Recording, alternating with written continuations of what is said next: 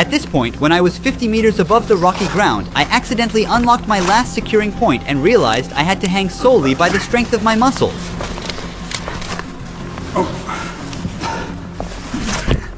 I forgot putting my descender on.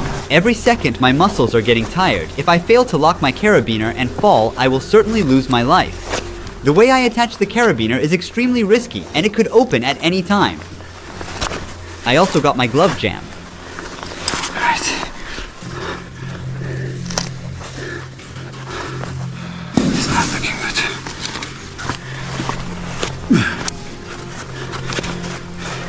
Right. It requires full dedication. One small mistake can kill you. Now I'm good to go.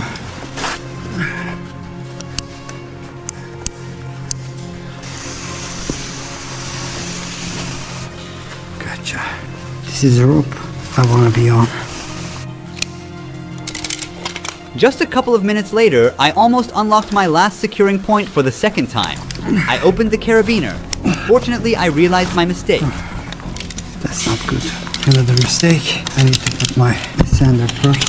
My eyes feel heavy in constant darkness, and my brain feels like it's collapsing under the weight of fatigue. Hey guys, it's really tough. It's not easy as it looks.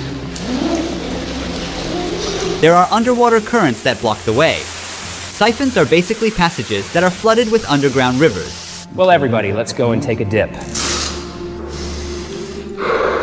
There are dozens of them along our path, and a single wrong move could leave us trapped, out of breath, and facing the terrifying risk of drowning. To help you better understand the challenging conditions in Krubera, we created 3D models of siphon explorations and the map. On the map, you can see where the siphons begin and end. These water-filled, deep passages are scattered throughout the cave, and we're now starting with a moderately big one. This caver, as you can see, has attached rocks to himself to prevent floating upwards and striking his body on the ceiling. He could also be swept away by the water flow and get lost in one of the upward leading passages and lose his life.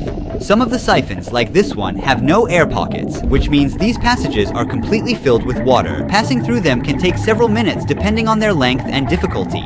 If you can't follow the rope in the siphons and miss it, you can enter the wrong tunnel and you can drown. If your clothes get caught on a sharp stone and you can't get it out in a panic, you can drown. Even if you do everything right, you can still drown if you can't hold your breath long enough.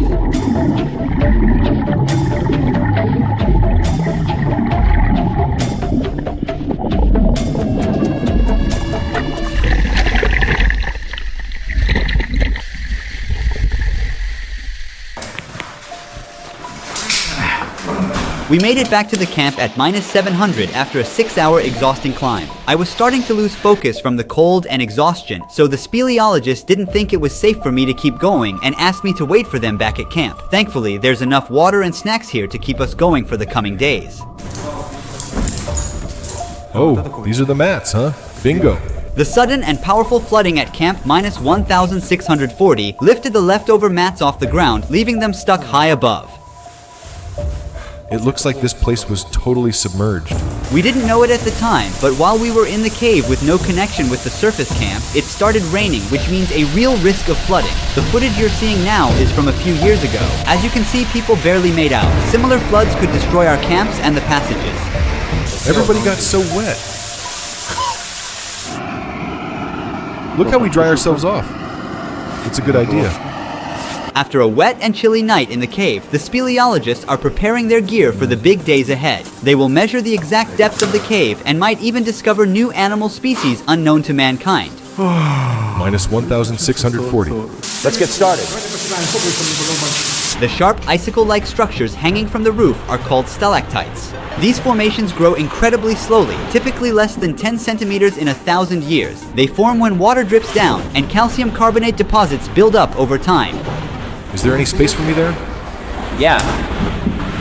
The team is extra careful to avoid damaging them.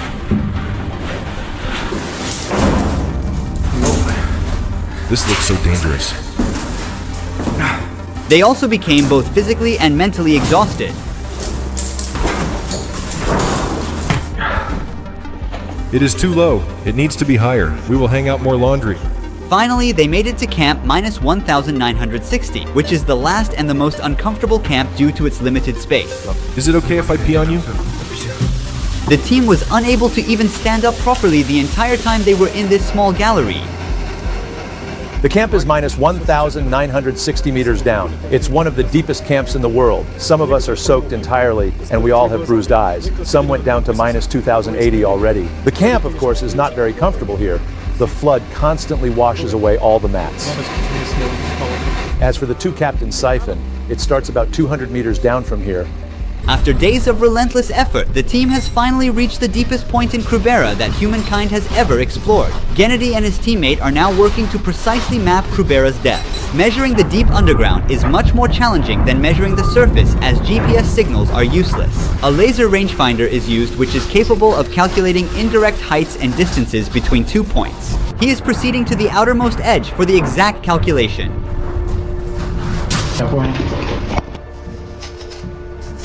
The device has a special compass board and is used with a plastic battery instead of a regular one to reduce magnetic errors.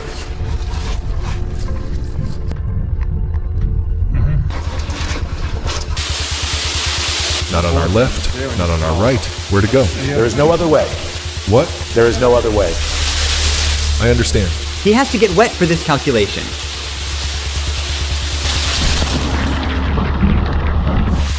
Okay. Once they exit the cave, they will make the total calculation and issue an official statement regarding the cave's actual height. They are near the two-captain siphon, the deepest siphon in the world. This is the endpoint. They're preparing the gas tanks to dive into the deepest point of the cave, equipped with a precision measurement device to record the cave's depth. Gennady also carries numerous bait traps. He hopes to discover a new animal species yet unknown to mankind. We have to be careful here. Let's see the results. Let's see if anything lives down there. Now the team is getting inside the siphon's deep, cold, and murky waters.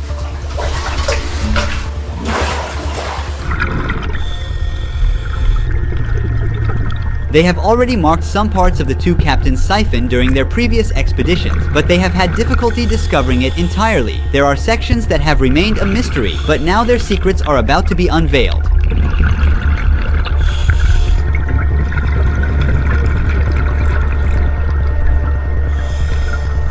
He tied a few bait trap bottles to the rope so as not to lose them. On their way back, they didn't notice it, but the camera captured it. A small, completely transparent animal was lurking in the water. Then another animal showed up, but that also went unnoticed. What is this? These animals are blind due to the absence of light. Fortunately, the team managed to capture an exceptionally unique animal in the trap. They also encountered another highly distinct-looking animal purely by chance. The footage you're seeing has never been captured before. There it is. There is the fish. Let's not lose it. Wow, what is this? Let's get this one right away. If these animals are unique to this cave and have never been spotted before, these findings will be added to the precious library of human knowledge, a significant step for mankind. We have documented them on video. Most of these creatures are transparent as they have evolved in total darkness. But the other creature they pulled from the trap is not a new discovery. It was identified in 2013 and it only lives in Krubera Cave. Its name is Gammarus kruberian. Amazing news. I'm just in shock. I'm realizing that we live in a beautiful world. Depth measurements of the two-captain siphon and consequently the cave have also been collected. Could this discovery confirm Krubera as the Earth's deepest known cave and lead to its inclusion in geography textbooks? Now it's time to ascend to uncover the truth about Krubera Cave. Oh my god. How long do you think we will wait them? I think like 1 hour maximum. We had already put our caving suits back on at the time they had predicted they would arrive and patiently waited for them.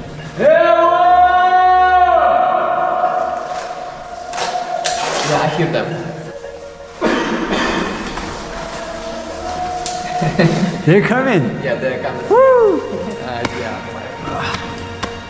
We're getting ready to ascend back up 700 meters in 24 hours. The ascent is both the hardest part of a caving journey and the stage where most life losses occur. This phase demands not only significant physical effort but also sustained focus and precise execution. I hit my head here. Insects started to appear.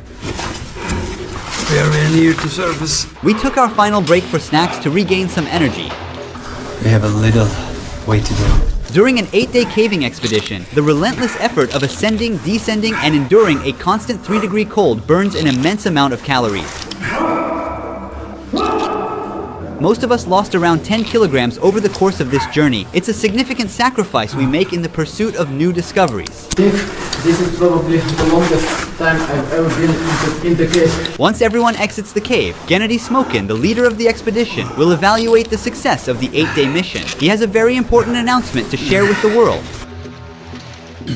The daylight, the breeze, the fresh air, the rain, and the scent of plants restore